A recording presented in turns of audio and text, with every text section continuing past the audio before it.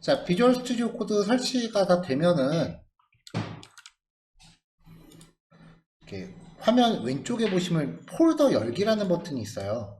이 버튼 보시면 알 수 있다시피 얘는 항상 모든 작업을 폴더 단위로 해요. 그래서 얘한테 이제 직접적으로 파일을 끌어다 놓으시거나 얘로 파일을 직접 여시면은 제대로 작동을 안 합니다. 자, 그래서 얘를 통해서 이제 폴더를 여는 방법이 첫 번째가 그 왼쪽에 요 탐색기라고 나와 있는 부분이요. 요 탐색기 부분. 요 아이콘 누르시면은 열었다 닫았다 할 수 있어요. 얘를 통해서 이제 폴더 열기 버튼을 누르시는 방법이 첫 번째 방법이고요. 두 번째 방법은 파일 메뉴 밑에서 폴더 열기 버튼 메뉴 클릭하시는 거 똑같아요. 마지막으로 그냥 열고자 하는 폴더를 왼쪽에다 갖다 놓으시면 안 되고 화면 중앙에다 끌어다 놓으시는 게 마지막 방법이에요. 이걸로 어떤 폴더를 여느냐, 오늘 개인 폴더 안에서 이렇게 과목별로 폴더를 만들어 놨죠. 자바스크립트를 진행할 때까지는, 리액트는 방법이 좀 달라요. 자바스크립트를 진행할 때까지는 요 과목 폴더를 바로 비주얼 스튜디오 코드로 여시면 돼요. 1번 HTML, CSS를 끌어다 놓으시면은 폴더가 열리고요. 열려있는 폴더 이름이 이렇게 탐색기에 세팅돼서 보이실 거예요.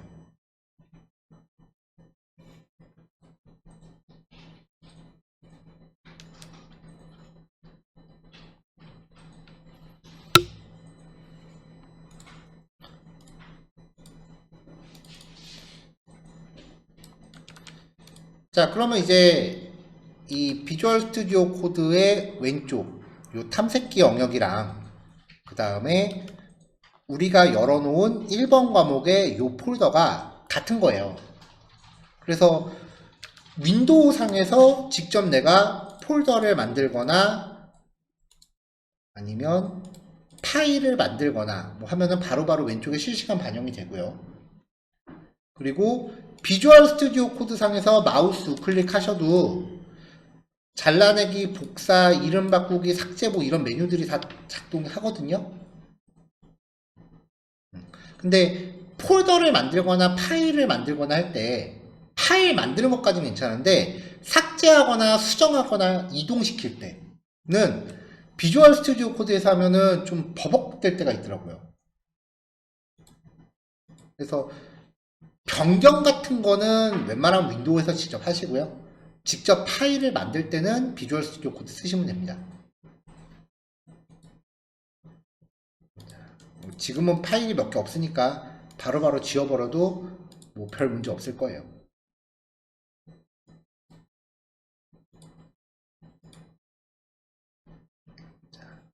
자, 오늘 설치한 요 확장 팩들의 기능은 뭐라도 샘플 코드를 좀 만들어 놓고 시작을 할게요.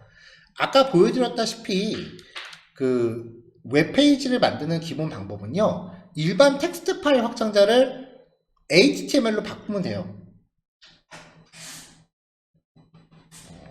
그렇게 해서 내용을 작성하는데 아까 확인시켜 드린 것처럼 줄바꿈 같은 게 좀 특이하게 작동을 한단 말이에요. 거기서 우리가 알아야 되는 게 뭐냐면 웹페이지를 구성할 때 내용을 작성하기 위해서 정형화된 형식이 있다. 이 형식을 준수하는 걸 우리가 코딩이라고 이야기를 하는 거고요. 웹페이지 하나에는 HTML, CSS, 자바스크립트라고 하는 서로 다른 세 종류의 형식이 공존합니다.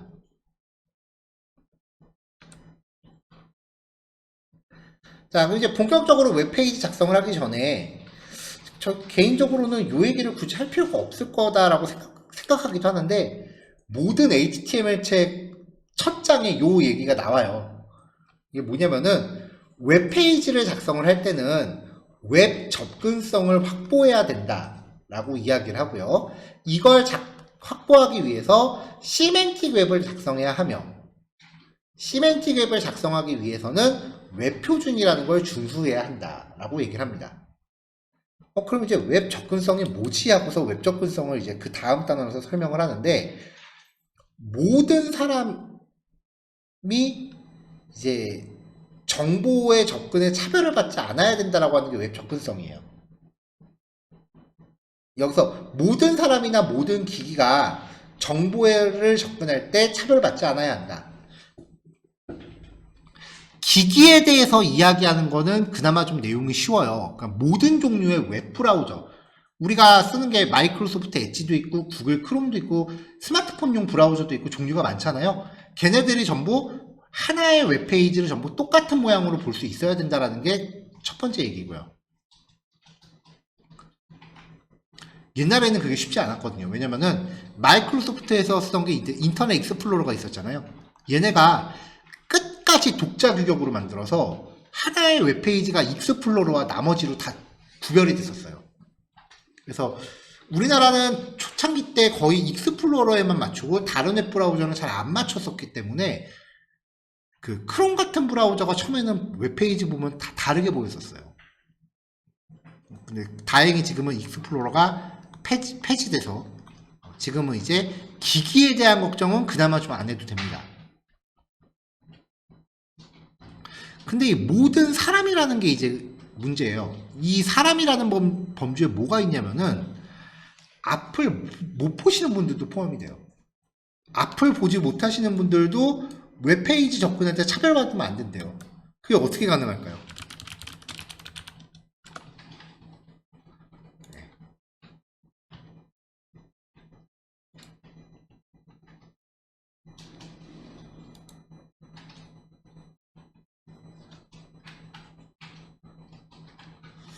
그 앞을 못 보시는 분들이 사용하는 웹브라우저가 따로 있어요.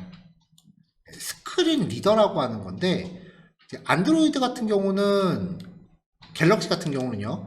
설정 들어가서 접근성이라는 메뉴로 들어가면은 여기에 톡백이라고 하는 기능을 사용함이라고 켜주면요.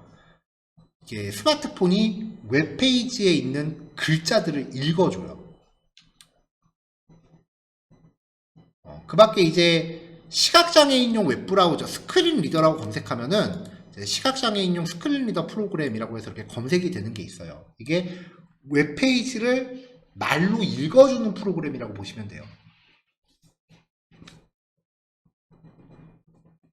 그럼 이런 종류의 프로그램들은 뭐 네이버다라고 하면은 이런 글자들은 진짜로 육성으로 읽어주는데 그림 같은 거는 못 읽어요. 그래서 웹페이지에 그림이 너무 많이 들어가면 이제 스크린 리더가 그 페이지는 탐색을 할 수 없게 되죠. 네.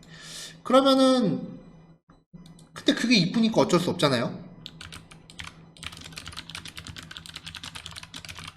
그러면 이제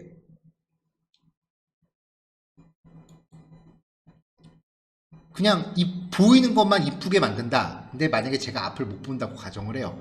여러분들이 만드신 페이지를 제가 어떻게든 보고 싶어요. 이제 인권위원회에 진정을 넣습니다.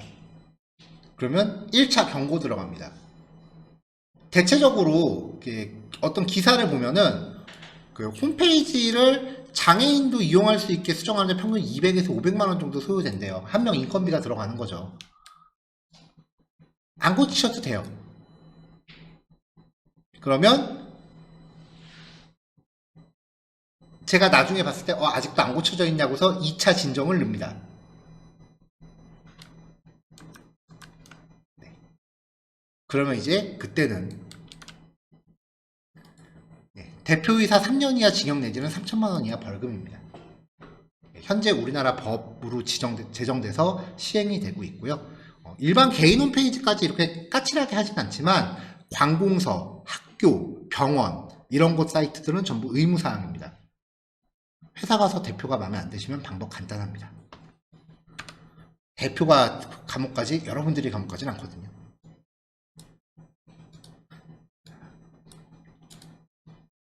자, 그래서 웹 접근성이라는 거는 그런 거예요.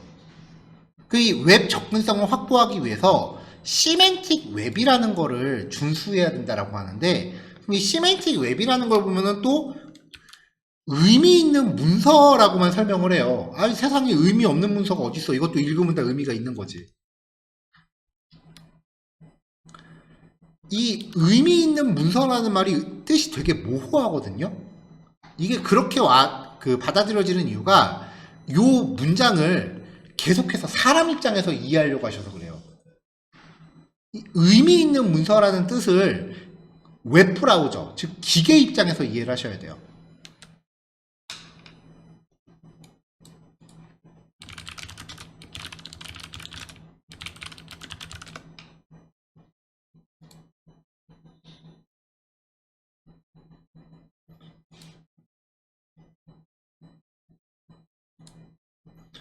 자, 안드로이드 폰도 분명히 기능이 있긴 할 텐데 제가 안드로이드 폰은 검색을 지금 못했고요. 아이폰 위주로 보여드릴게요.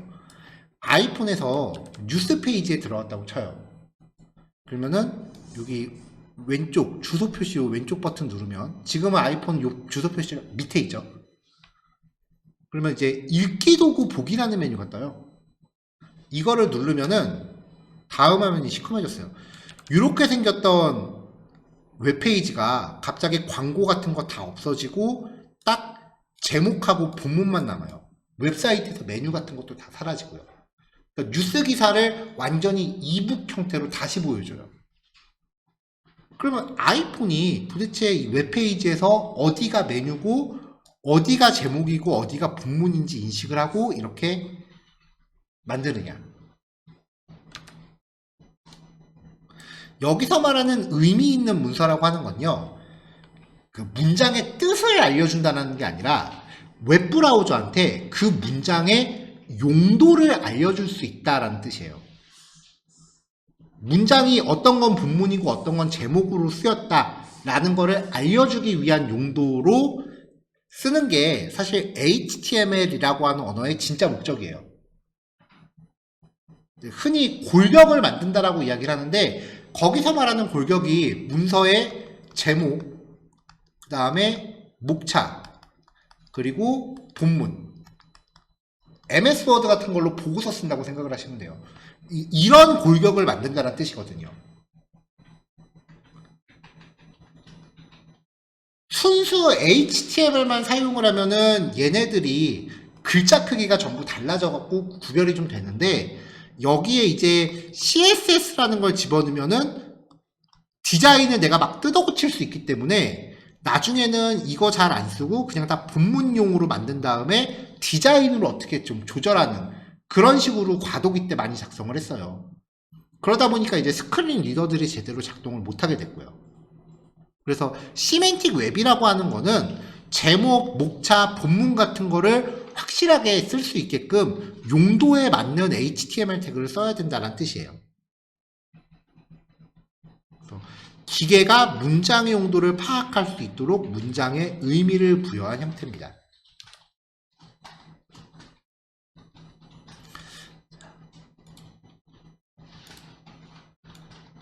자, 이게 우리가 흔히 보는, 맨날 보는 네이버죠.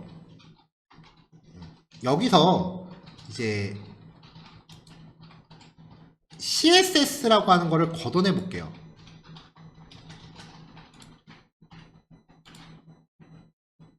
네, 되고.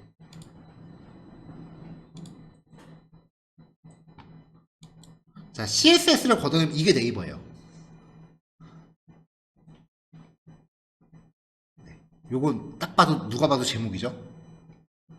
여기에 네이버 목차가 있고요. 그 밑에 이제 본문과 또 소제목 목차들 이렇게 계속 들어가죠. 이게 네이버에서 CSS를 걷어내고 순수하게 HTML만 남겨놓은 형태입니다. 그러니까 우리가 첫 번째 배우는 HTML은 이런 거 만드는 거예요. 디자인이 없어요. 그래서 HTML은 조금 재미가 없어요. 근데 나중에 어차피 디자인 넣으면은 어떤 HTML을 쓰건 간에 내가 원하는 디자인으로 다 바꿀 수 있거든요. 그래서 나중에 어차피 이렇게 나올 거니까 아까 그 못생긴 페이지 만들 때 용도를 생각하지 않고 그냥 아무거나 막 썼다 라고 하면 이제 시멘틱 웹이라고 볼 수 없는 거죠. 마지막으로 웹표준은 올바른 시멘틱 앱을 구성할 수 있도록 권장되는 HTML 제작 기법이에요. 그래서 웹 표준이 준수된 경우 기기의 종류를 가리지 않고 모두 동일한 형태의 결과를 확인할 수 있기 때문에 웹 접근성이 확보된다라고 이야기를 합니다. 근데 이거 다 지키는 게 굉장히 힘들어요.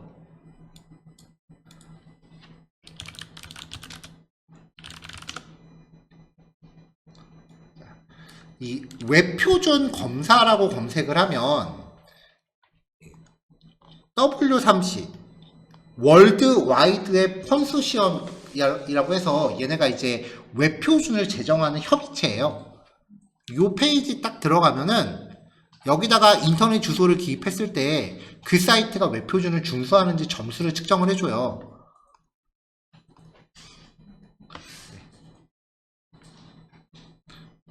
우리나라에서 웹을 가장 잘 만든다고 하는 네이버 주소를 여기다가 딱 기입을 해서 봐도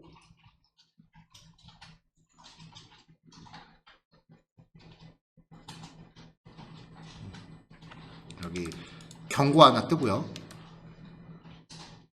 그래도 많이 좋아졌네요. 예전에는 진짜 대놓고 빨간색으로 에러라고 표시되는 게 2개 있었는데 지금은 에러는 없고 그냥 경고만 하나 뜨네요.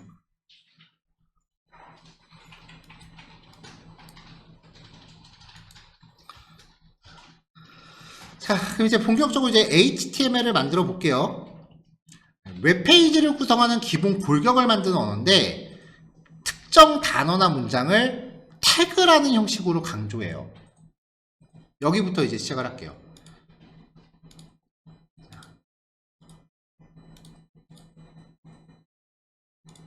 자, 우리가 책을 읽는다라고 가정을 해볼게요. 그럼 책을 읽는다라고 했을 때 중요한 단어 같은 거 형광펜으로 막 체크하시잖아요. 공부할 때 책 볼 때요. 자, 그러면 컴퓨터에 작성된 문장을 우리가 읽는다라고 했을 때 여기서 중요한 걸 체크하고 싶어요. 모니터에다 대놓고 형광펜을 칠할 수는 없잖아요. 이렇게 형광펜 같은 걸로 이렇게 쭉 강조하는 거, 이거를 흔히 마킹한다라고 표현을 해요. OMR 카드 마킹하는 거, 그거랑 같은 의미예요. 그래서 컴퓨터 상에서 이런 효과를 내는 거를 따라하기 위해서 이제 마크업이라고 하는 기법을 고안을 합니다. 방법은 형광펜 시작했다, 형광펜 끝났다를 기호로 넣는 거예요. 형광펜 시작했다, 형광펜 끝났다. 이렇게 기호를 만든 거예요. 자, 실제로 여기를 내가 형광펜으로 이렇게 칠했다라고 쳐요. 종이책을 보면서. 형광펜으로 이렇게 칠하면은 여기에 공부 좀 더 꼼꼼히 하시는 분들은 여기서 이렇게 말머리 딱 떼고서 뭔가 부연 설명 같은 거 적잖아요. 이것도 넣고 싶어진 거예요. 그래서 이 형광펜 처리하는 괄호 안에다가 말머리를 기입을 한 거죠.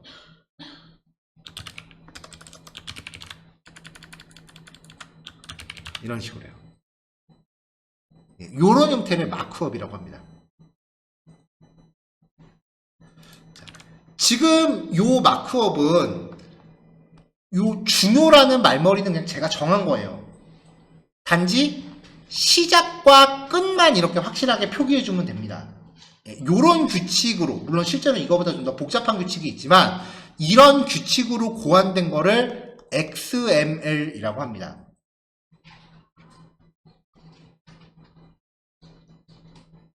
자, 근데 이렇게 해놓고 봤더니 우리 전 세계에서 프로그램 좀 한다는 애들이 봤더니 이거 이대로 썩히기엔 좀 아까운 거예요. 그래서 뭐 마이크로소프트, 애플, 구글, 뭐 삼성 뭐 이런 전 세계적으로 좀 난다긴다 하는 회사들이 모여서 이 마크업 체계를 지네들이 담합을 하기 시작을 해요. 이 말머리에 특정 키워드를 기입하면은 시각적으로 좀 어떻게 진짜로 강조해서 출력해주는 프로그램을 만들자. 예를 들어서 여기에다가 H1이라고 말머리를 달면요, 이 안에 있는 단어가 엄청 커져요. 그리고 H라는 계열은 헤딩을 줄임말이에요. 제목이죠. H1은 1수준의 제목. H1부터 H6까지 총 6단계의 제목을 지원을 해요. 자, 그래서 이제 H1이라고 기입을 한 거죠. 대소문자는 안 가립니다. 그래가지고 우리 이런 형식의 그 마크업을 HTML이라고 명명을 하고요. 이런 형식을 해석할 수 있는 전용 프로그램을 만든 거예요. 그게 우리가 쓰고 있는 웹브라우저예요. 그러니까 원래 웹브라우저는 인터넷 탐색을 하는 기능이 아니라 이 HTML 문서를 열람하는 기능이에요. 얘를 더블 클릭하면은 이제 H1으로 강조된 게 H1이라고 강조된 게 실제 제목처럼 이렇게 시각적으로 커지는 거죠. 요런 거를 이제 원래 이름은 마크업이라고 부르는 건데 요즘 통칭 요거 어원은 잘 모르겠어요. 태그라고 부릅니다. 흔히 HTML 태그라고 부릅니다. 가장 큰 규칙은 시작과 끝이 짝을 맞아야 한다라는 거고요. 그 밖에 사전에 약속되어진 이 태그들, 이걸 어떻게 쓰는지에 따라서 약간 좀 시각적으로 용도를 가늠할 수 있게 강조가 된다는 거예요. 하나 더 해볼게요. 이 HTML 안에서는 엔터키 백날 쳐봐야 밑에서 음식비가 뒤에 엔터키 엄청 쳐볼게요. 엔터키를 아무리 쳐봐야 페이지 새로 고침하면 안 먹어요. 여기부터 여기까지 엔터키를 제가 엄청 쳤는데 띄어쓰기 하나로밖에 표현이 안 돼요. 띄어쓰기를 엄청 해봐야 새로 고침 안 먹어요. 여기 띄어쓰기를 아무리 많이 해도 한 개로밖에 인식을 안 해요. 그러니까 띄어쓰기나 줄바꿈 같은 거를 표현하는 사전에 약속된 태그 체계가 다 있어요. HTML 학습의 가장 큰 거는 그걸 외우시는 거예요.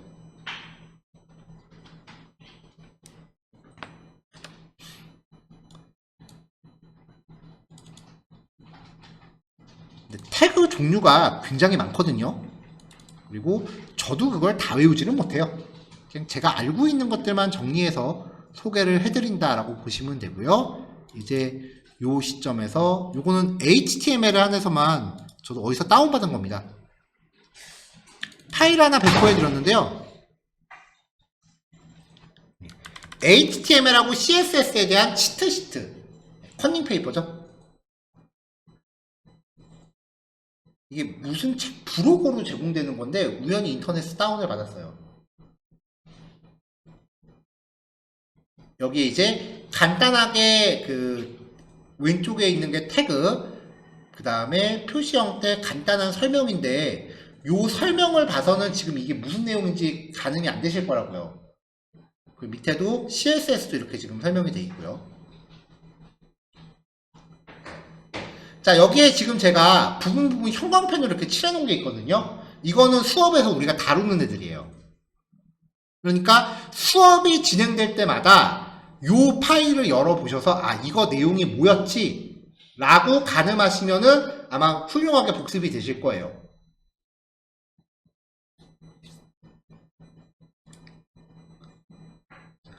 네, 그렇게 이제 내용을 접근해 주시면 될 것 같고요. 여기에 형광펜으로 안 칠해 놓은 거는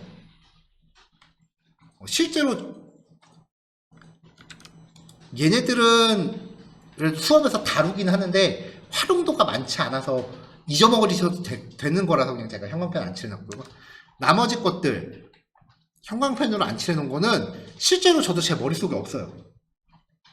실제로 제 머릿속에 없는 애들이에요. 얘네들 몰라도 웹사이트 만드는데 별 지장이 없어요.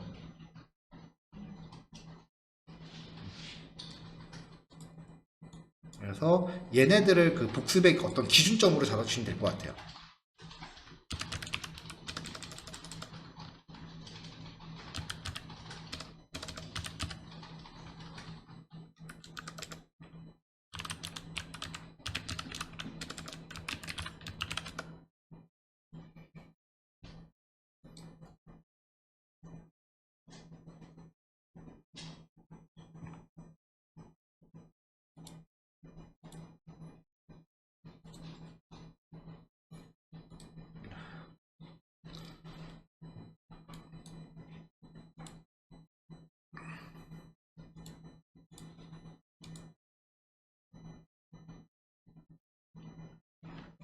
자, 태그라고 하는 개념 설명드렸고요.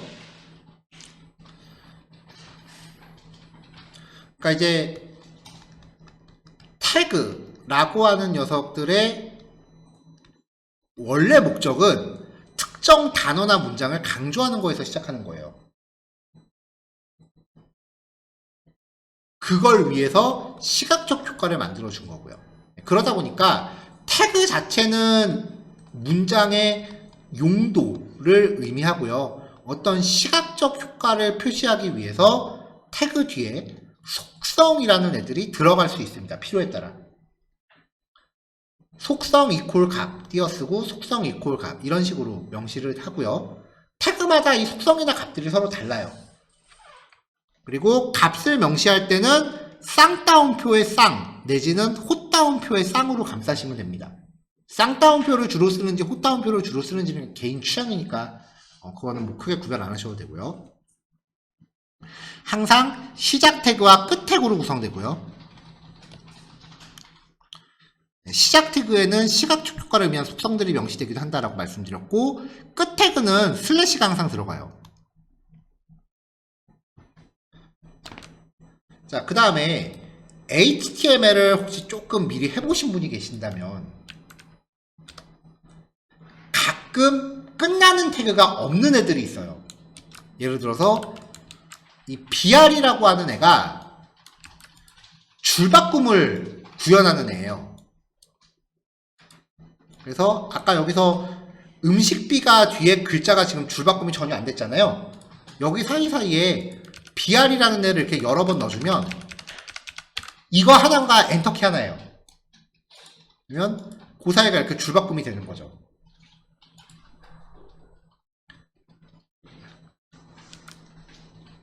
줄바꿈, 즉 엔터키는 특별히 강조할 내용이 없잖아요. 그냥 거기서 줄바꿈만 하면 되지. 그래서 이런 애들은 이렇게 지 혼자 노는데 상당히 많은 분들이 HTML 선행학습 하신 분들이 그냥 이렇게 배우시거든요. 근데 원래는 모든 HTML은 닫아주는 처리가 들어가는 게 원칙이에요. 그래서 이렇게 지 혼자 노는 애들은 마침을 의미하는 슬래시 표시를 괄호 닫기 전에 넣습니다. 원래 이게 원칙이거든요. 근데 웹브라우저가 착해서 이렇게 해도 그냥 틀려도 봐줘요. 웹브라우저가 진짜 어지간히 잘못한 거 아닌 거서 웬만하면 다 그냥 지나가요. 혹시라도 HTML 선행을 미리 하신 분들은 아마 이렇게 이미 습관이 되실 건데 빨리 이렇게 고치세요. 그리고 지금 시작하시는 분들은 마침 태그가 없는 경우는 뒤에 슬래시 넣는다. 이거를 법칙으로 기억해 주세요. 안 그러면 리액트 가면 이 코드 다 에러나고 프로그램 뻗습니다. 상당히 많은 분들이 리액트에서 이거 실수했는데 뭘 잘못했는지 모르세요. 왜냐면 옛날부터 너무 당연하게 쓰던 거라서. 리액트는 태그 하나 잘못 쓰면 웹페이지 전체가 다 에러 코드 나면서 뻗어버려요. 사이트 전체가 다요. 그냥 그 부분만 뭐가 잘못되는 게 아니라 사이트 전체가 다 다운돼 버려요. 프로그램이라서.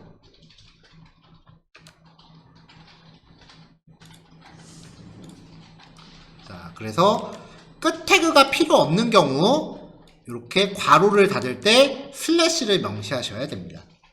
마지막으로 HTML 태그는 강조할 목적에 따라 종류가 구별되어 있어요. 이제부터 이걸 하나하나 보시면 되고요. 자, HTML 웹페이지의 기본 구조입니다.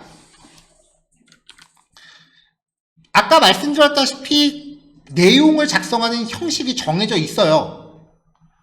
자, 맨 첫 줄에 이게 DTD 선언이라고 불리우는 구문인데 HTML5라는 버전 선언문입니다.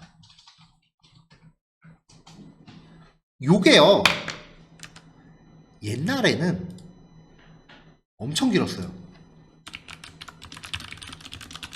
저도 외우지는 않습니다.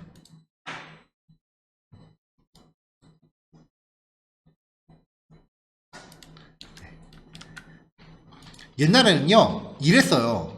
구문이 길이가 되게 길었어요. 이게 발전에 발전을 거듭하더니 갑자기 이렇게 툭 하고 줄어들었어요. 무리하면 땡큐죠. 자, 그 다음에 이제 시작과 끝을 짝을 맺어요. HTML이라고 하는 태그 영역이 있는데 여기에는 페이지의 언어를 의미하는 랭이라는 속성이 들어갈 수 있고요. 이게 전체 웹페이지 영역이다라는 의미입니다. 그리고 이 안에서 헤드와 바디라는 영역으로 나눠지는데요. 헤드에는 웹페이지의 특성을 설정하는 부분이 들어가요. 그리고 바디 안에 작성된 게 웹브라우저에 표시되는 부분입니다.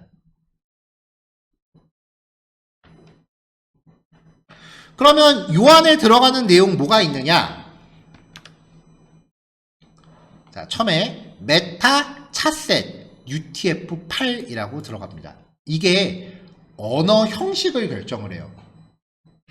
사실 요거를 깊게 말하면은 조금 이제 프로그래밍적인 이야기가 좀 들어가야 되는데 그 이야기는 자바스크립트에서 아마 제가 말씀을 드릴 거예요. 지금은 여기에 안시 같은 경우는 우리한테는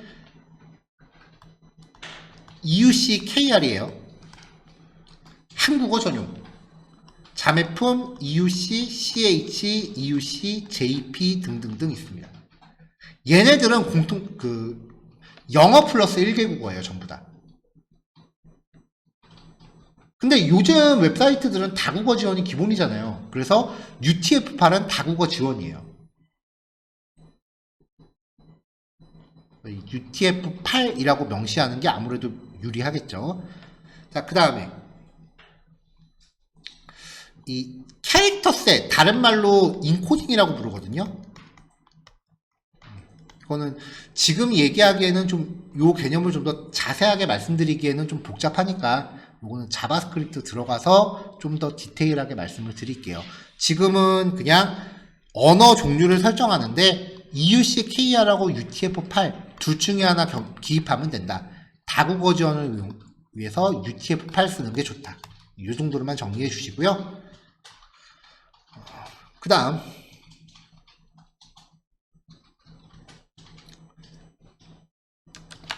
그 다음 라인은요. PC용 사이트에서는 사실 영향력이 1도 없고요. 스마트폰에서만 영향력이 있어요. 여러분들이 기억하시는 가장 오래된 스마트폰은 버전이 몇인가요? 제 기억으로는 아이폰 3GS 그리고 갤럭시 S2 그쯤부터 시작을 했어요. 그 다음에 점점점 발전을 했죠.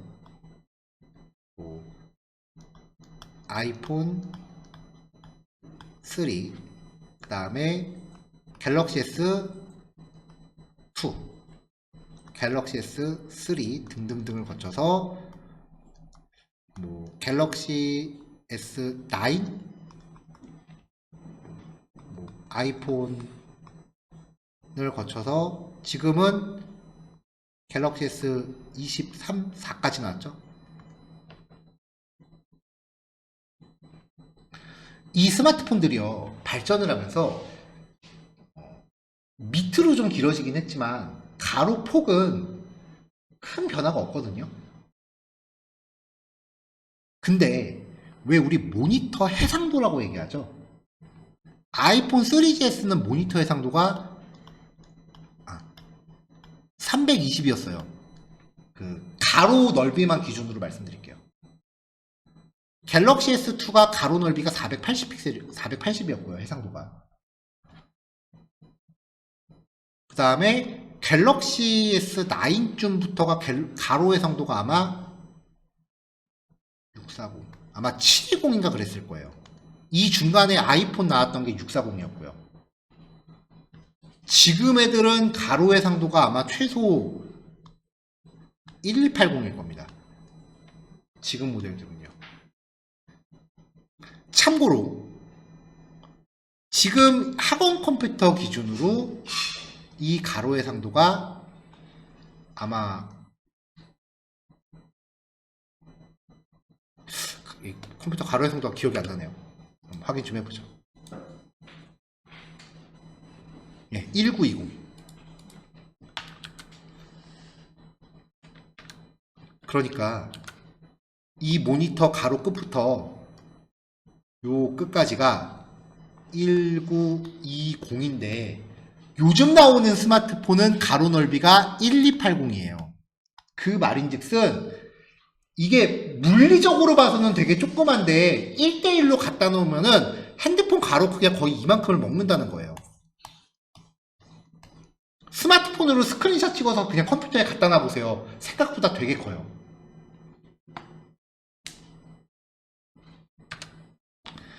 요점은 스마트폰의 가로 해상도는 시간이 지나면서 점점 LCD 기술이 발전하니까 커졌다는 겁니다.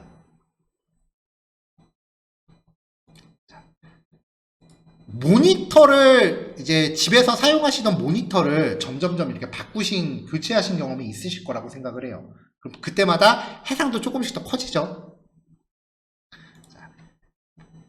안 좋은 모니터, 좀 해상도가 작은 모니터에서 네이버에 접근하면 네이버가 엄청 커 보입니다.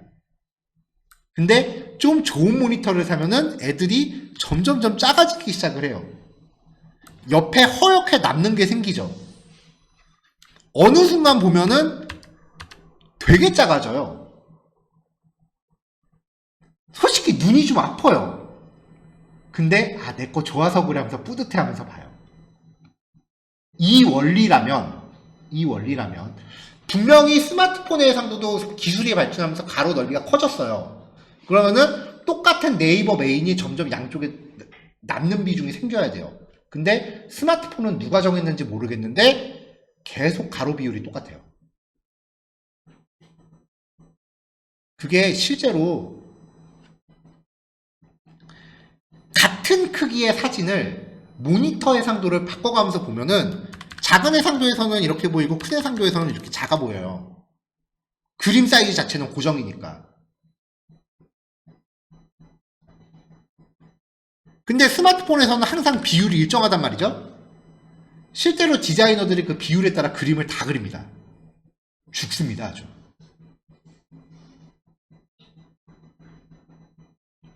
근데 여기서 우리가 착안을 한 거는 모니터 해상도는 그렇게 계속 바뀌었지만 얘네들의 가로 크기를 자로 재면은 안 바뀌었다는 거예요. 자, 이 코드는요, 웹브라우저의 가로 넓이를 장치의 물리적인 가로 넓이랑 맞춰랍니다. 그러면 웹페이지에 한해서 가로 해상도가 거의 균일화됩니다.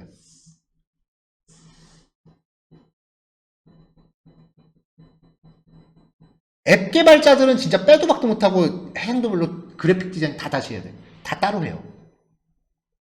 근데 웹은 굳이 안 그래도 돼요. 자, 그 다음에 혹시 스마트폰으로 PC용 사이트 접속해 보신 적 있으신가요? 초창기 때 많이 그랬는데 그러면은 PC용 사이트 접속하면 이 조그만 화면에 그걸 한꺼번에 다 보여주겠다고 사이트가 막 축소돼서 들어가요. 그게 모바일 브라우저의 기본 특성이에요. 컨텐츠의 모든 내용을 한 번에 다 보여주려고 들어요. 그럼 자연스럽게 컨텐츠가 축소될 수밖에 없겠죠. 초기 스케일을 1.0, 즉 100%로 보여줘라. 축소하지 말아라. 라는 뜻입니다.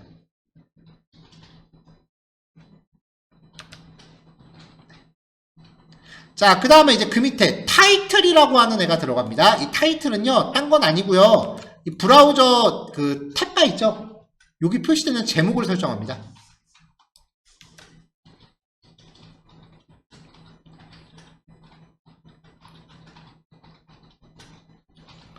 자, 마지막으로요, 이제 주성문이라고 하는 게 있어요. 이게 뭐냐면은 소스 코드 안에 작성되는 설명문이에요.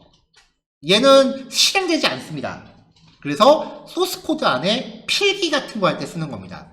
방법은요, 괄호, 느낌표, 빼기 2개 다 붙이셔야 되고요. 그리고 빼기 2개 괄호로 끝냅니다. 이 안에서는 띄어쓰기, 줄바꿈 같은 거 마음대로 하시면 되고요. 이런 식으로 이제 코드의 각각의 라인이 어떤 기능을 하는지 설명을 넣으실 수 있습니다. 이 내용을 다 조합하면 doctype HTML, HTML len KO 헤드 안에 메타 set UTF-8 메타 네임 뷰포트 뷰포트가 이제 해상도를 뜻해요. 해상도 옵션 가로를 디바이스 크기에 맞추고 초기 스케일 1.0, 그 다음에 브라우저 제목. 바디가 브라우저에 보이는 부분이죠. 그래도 처음이니까 뭐라도 문장 하나 적었습니다. 이게 앞으로 여러분들이 작성하실 웹페이지의 기본 골격이고요. 그리고 이게 준비가 되면 이제 그 다음부터 바디 안에는 어떤 식으로 구조를 짜면 되는가, 요 내용이 집중적으로 다뤄집니다. 그래서 요 파일을요,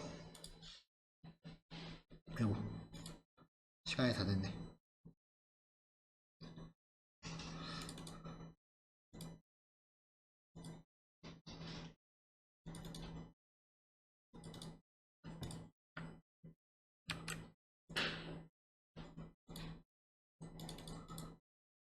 자, 아까 제가 드린 파일이 1번 웹페이지 기본 구조라고 하는 압축 파일이잖아요. 요 파일 이름이 단원 이름이에요. 이거를 여러분들 아까 만드신 HTML 폴더 안에다 놓고 압축을 해제하시면, 압축 해제하시면 압축 파일은 지우셔도 돼요. 압축 해제하시면은 이 안에 readme.pdf라는 파일이 있고요, 실습 자료라는 파일이 있어요. 폴더가 있어요. 확장하시면 이렇게 나오죠. readme.pdf가 아까 제가 보여드린 요 pdf니까 얘네들은 이제 시간 날 때 다시 한번 리딩해 보시면 되고요. 실습 자료 폴더 안에 들어가면은 오늘 실습하실 예제 코드가 들어있는데, 요게 아까 설명드린 내용이에요. 그럼 이제 요 실습 자료 폴더랑 구별되게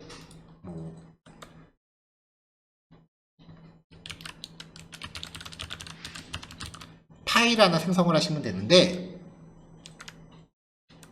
다시 보여드릴게요.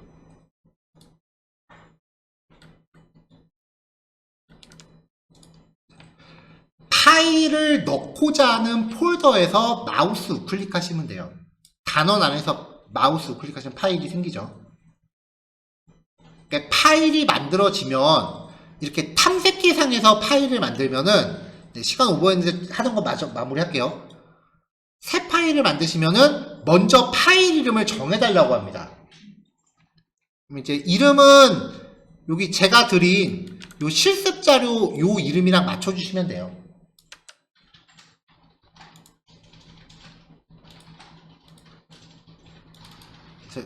다른 단원을 예를 들어 보면은, 실습 자료 안에 제가 이런 식으로 예제 파일들을 이렇게 드려요. 이것도 순서 맞춰서 넘버링을 다 해놨어요. 그러면은 그거랑 똑같이 이렇게 실습 파일을 만들어서 진행을 하시면 돼요. 폴더나 파일 정리는 난 나만의 방법으로 하겠다라고 하시면은 그렇게 하셔도 되는데, 이건 뭐 제가 정리하는 방법이니까 제가 제안 드리는 방법이고요.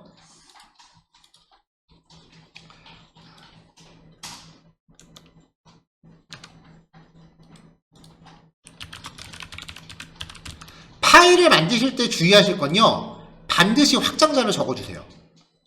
.html이라고요. 이 확장자를 까먹고 안 적으시면 그냥 일반 메모장 파일이 돼버려요. 근데 이 비주얼 스튜디오 코드라고 하는 애가 코딩에 필요한 각종 편의 기능을 제공을 해줍니다. 근데 그게 확장자가 뭔지를 확인하고서 제공을 해, 거기에 맞는 기능을 제공을 해주는 거기 때문에, 아이고 숨차라. 확장자를 안 잡아주면은 아무것도 작동을 안 해요.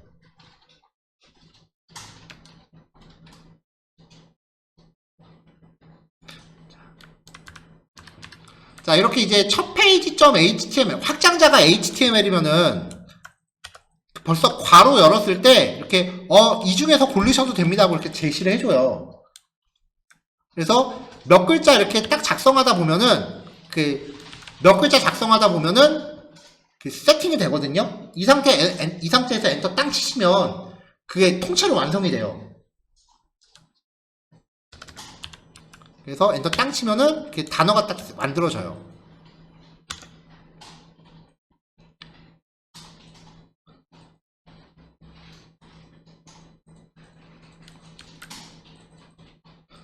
자, 이렇게 해서 이제 실습을 하시면 되는데, 만약에 여기 확장자가 HTML로 안 들어갔다 라고 하면은 아무 기능도 제공이 안 됩니다.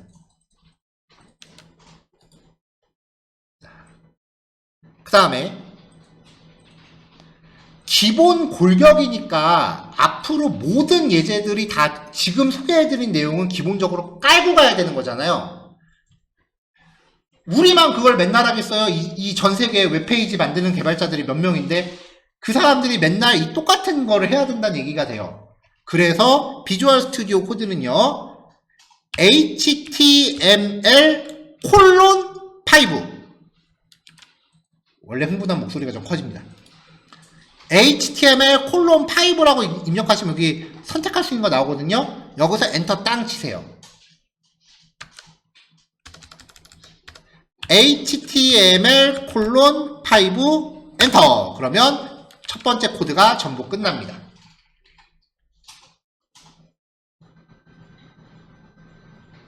여러분들이 잡아주실 거는 그래도 예의상 이 정도는 바꿔주셔야죠. 안 바꾸셔도 상관없어요. 어차피 UTF-8이니까 다국어 표시하는데 지장 없습니다. 자, 이 과정에서 도움 필요하신 분 계실까요?